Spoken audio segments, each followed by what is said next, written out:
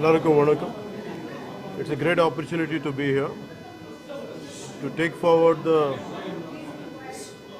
one nation, one election. The amount of resources we are spending on one election is staggering some. And under Ramnath Kovindji's leadership, the committee was formed and they have suggested how to take forward this one nation, one election. Most of the people have agreed, except certain parties from India Alliance. I came to Tamil Nadu to request Honorable CM Sri Stalin Avargal to rethink, to recall his decision. I can't audible. The audio, like sound is for me, microphone. Okay, unless they keep quiet, I cannot shout loud. This is very honest request to Honorable CM of Tamil Nadu, Sri Thiru Stalin Avargal, to recall his decision and to support one nation, one election. We have to understand the amount of resources. In the world, they say, we all know that US presidential elections are the most expensive. In last elections, India has crossed, our country has crossed American elections. And the amount of resources we are spending, close to 800 days we are losing in 5-year time because of consistent and constant electoral process, some way or the other. Either way, in 3-4 states, continuously the electoral process happens, election preparedness, post-elections, pre-elections, and depending on that, the strategies change for the other states. And we are caught up in an entire cycle of electoral process. We are not really focusing on development. That's what Honorable PM Modi's vision is. And as he's been doing a tremendous hard work and tremendous growth. From 14th to we came 4th place in growth index. And we have to understand that. Imagine if you have a stability, electoral stability, a political stability and electoral stability is very essential for the growth of democracy, the growth of our nation. This is what I came here to appeal and also to make people understand. The youth of this country, the youth of Tamil Nadu, we are talking about you. We are talking about your future. Either we win elections or it doesn't make a difference. But every time your valuable time is caught up in electoral process, it is going to affect your lives. And for my personal example, I can tell you, we came almost in another few more days, I think we're going to finish 1-year term. And in this 1 year, 3.5 to 4 months, I am not able to go do certain developmental activities because some part of the Andhra Pradesh is some kind of MLC election is happening. Or some kind of local board elections keep happening.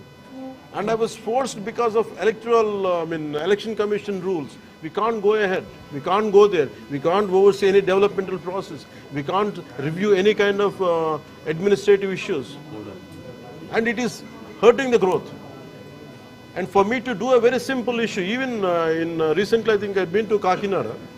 It took me 2 months to go to Kakinada port when smuggling was happening there. The officials say, administrative department says if you come there, it will break the electoral election protocol or something. Election code will be violating the electoral election code. And all these things, if you look at together, why we have to have an election every 3 months or 4 months, either municipal elections, either panchayat elections, either state elections or MP elections or MLA elections consistently. What is happening in Bihar will have an impact in Tamil Nadu. What is happening in Andhra will have an impact in Maharashtra. Somewhere we should put an end. The purpose of one nation, one election is to put an end to all this. Right from, it should not just a two-tier election, it should be a 3-tier election. Right from parliament, right from assemblies till the local bodies, it should be one election. That is the intent, that is the purpose of this entire exercise what we are doing. Thank you. Leaving the political food to be gained here, you said that there has been a talk that federal structure may also be In which way federal structure could be, if you look at the, that's what I was saying, saying in the speech. In Odisha, if you say people have decided, we are undermining the capability and intelligence of people. People are extremely smart, they know whom to vote for. They don't, someone like, it is all about, we are talking, the entire central leadership are under the Modi ji's completely, we are taking it forward. It is not about who wins or who loses, it's about what best we can do for the people. In this particular scenario, one nation, one election, the development will be very fast.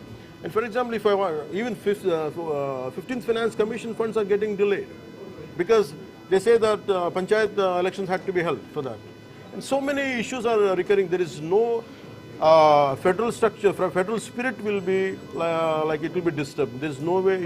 It's always a fear. It is more of a political debate rather than reality. That's what we look at. Given the present form, the election commission grapples with conducting elections, stretching it to 3 months, 4 months.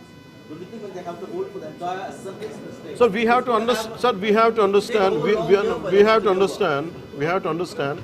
Don't undermine. Let us not undermine the capabilities of our Indian administration. We did the first elections. We went to the interiors of the Assam. We went to the interiors of forest on elephant. We have taken the ballot boxes on elephant bags. I think we are capable. If we are able to do Aadhaar card, which no one could do till today. I think simultaneous elections is not an issue with the size of administrative strength we have. I think that that can't hold water. But parliament elections alone could take 2 to 3 months. We will devise ways. We will find ways. It will take much longer time. Not necessarily. We will devise ways. We will find ways. Even let us say, okay, your argument say if it says 2 months or 3 months. But when compared to, imagine recurring elections every 1 year, 2 years, which is better? This is better. But we firmly believe we have the administrative capability and administrative ability to take this forward. So one question that's being asked is that if a president rule is being implemented, that is actually going to break this cycle. How do we have any options for it to handle that? This is what I'm saying. Instead of negating it, instead of let it go forward, then whatever the hurdles are there, that's what I've been saying it continuously even before and even now. I think we can negate, we can discuss. Let us have a discussion about it without even negating it. Let us agree and we can go forward and we'll see how it can unfold, because no one is going to violate the constitution in this country. It will take, maybe we have some issues, we can sit and discuss and we can solve it. But if you don't give a dialogue, if you don't give a space for dialogue, the issue is going to crop up.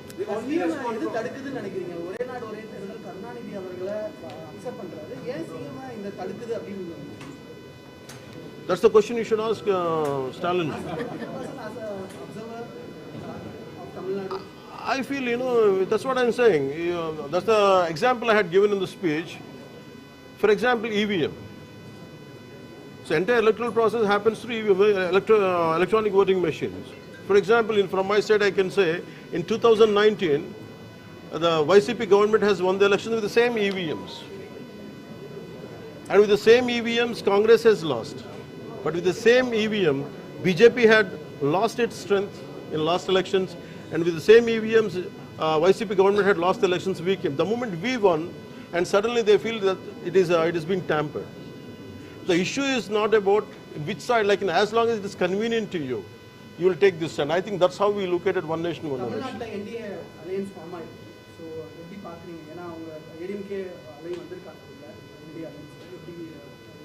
See, you have to understand the alliance is always for the pro-people, and this is a battle which will go on. This is a fight for the betterment of the people which will go on.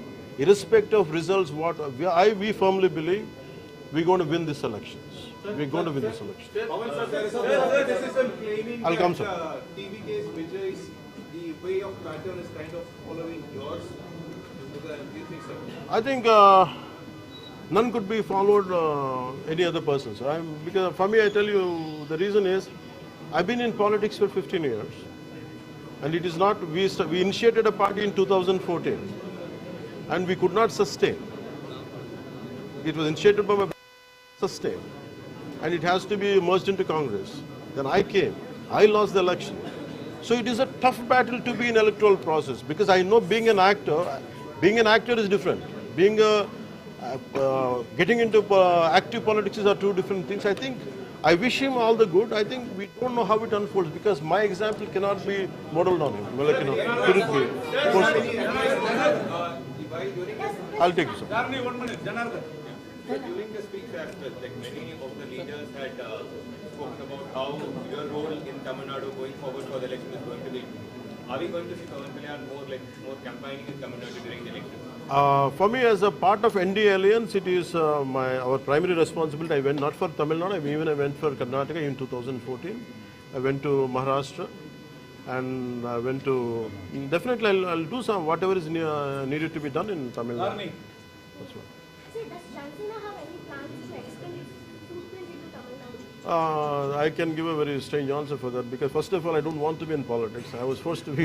Somehow my passion for the country, to serve the country, got me into politics. I never wanted to be in politics. I came into politics. I never wanted to extend the party beyond AP. But people even from Telangana, they want me to come there. So for me, it is not just extending party is a tough job. Because it's not just because someone has money, someone has popularity. It doesn't go like that. You need a committed group of people who will work for you. And if that kind of group is there, I don't know. But as of now, I'm not seeing that. Thank you. Sir, சென்னையில வந்து தொகுதி மறுசீரமைப்பு கூட்டம் வந்து நடந்தது. உங்களுடைய கட்சி சார்புல MP வந்து கலந்துக்க வந்தாரு. ஆனா பாதியிலே திரும்பி போயிட்டாரு. அதுக்கான காரணம் தொகுதி Delimitation. Your party MP came, but he left in between. Why? Oh, that one. Oh, Uday, yeah. No. It was regarding delimitation. Stalin Aurel had sent an invitation to me to attend for it. The basic protocol for anything, whether you like it, you dislike it, you want to be a part of it, but the protocol is he had sent a person to me, one of his MPs and ministers, and he invited me personally to come and be a part of it. In the same way, to say that, sir, I'm not available, I don't want to be a part of it. To say that, I sent my MP. That's it. Sir, இதுல வந்து தமிழ்நாட்டுல பிரச்சாரம் செய்யணும்னு சொல்லி பாஜக தலைவர்கள் அழைப்பு விடுத்திருக்காங்க. உங்களுடைய பிரச்சாரம் எந்த மாதிரியான பிரச்சாரமாக இருக்கும்? நண்பர் விஜய் அவர்களும் பார்ட்டி தொடங்கி இருக்கிறாரு. அவருக்கு நீங்க சொல்லக்கூடிய அறிவுரை என்ன? பிஜேபியோட அலைன்ஸ் பெற்றோன்னு எதிர்பார்க்கிறீங்க? தமிழ்ல சொல்லிட்டா எனக்கு I can say நண்பர்கள் Vijay. I think and always, because for me, நான் யாருமே undermine பண்ண முடியாது. And I wish him all the best. ஒரு கட்சி ஆரம்பிக்கிறது எப்படி நடக்கணும், அது அந்த தலைவரோட ரெஸ்பான்சிபிலிட்டி, அது அவருடைய டெசிஷன். அது எப்படி இருக்கு maybe if he comes and reaches out, I don't know as of now, but இப்போ வரைக்கும் அந்த மாதிரி பேச்சு நடக்கல. Last question. I'll take it. stance on Sanatana Dharma stance on Sanatana Dharma and in the run up to the 2026 elections, do you think this is also going to be one of the key issues that NDA alliance will raise? See, Sanatana Dharma is something to do with, for me, when I talk about Sanatana Dharma, it's about this is the land of Sanatana Dharma. Sanatana Dharma is misinterpreted. It is all about when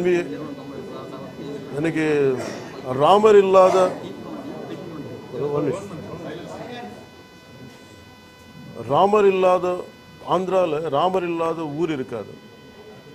தமிழ்நாட்டில் பிள்ளையார் இருக்காது, தெரு இருக்காதுன்னு சொல்லுவாங்க. So it is about Sanatana Dharma, praying to it is a part and parcel of the entire Indian cultural ethos or spiritual ethos. But someone on purpose, or consistently if they attack it, and they don't attack Islam, they don't attack Christianity, but constantly they attack Hinduism, someone I have to say it is my fundamental right. I said your opinions are hurting me. That's how we are saying it. That is not to dominate any other religion, not to dominate anybody.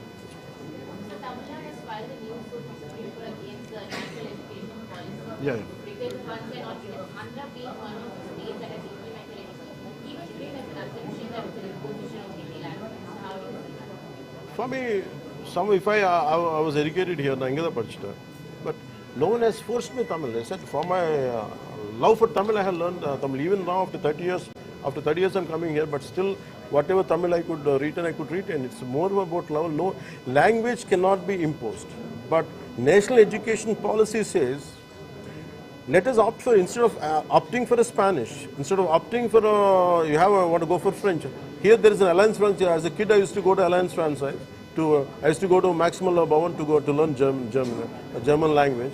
When we are trying to go and learn other language, why can't we learn our own regional languages, which are very essential for day-to-day interactions and for to do business and whatever benefits. Thank you. Thank you.